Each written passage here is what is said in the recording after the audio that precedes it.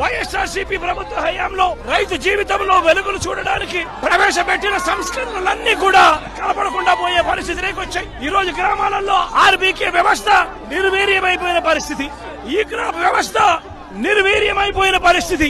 ఈ రోజు గ్రామాలలో రైతులను చేయి పట్టుకొని నడిపించే ఈ ఆర్బీకే వ్యవస్థ ద్వారా గతంలో పంటలు కొనుగోలు జరిగేటివి.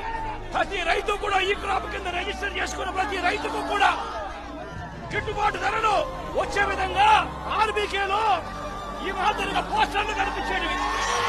ప్రతి ఆర్బీకేలో కూడా ఈ మాదిరిగా పోస్టర్లు కనిపించేవి.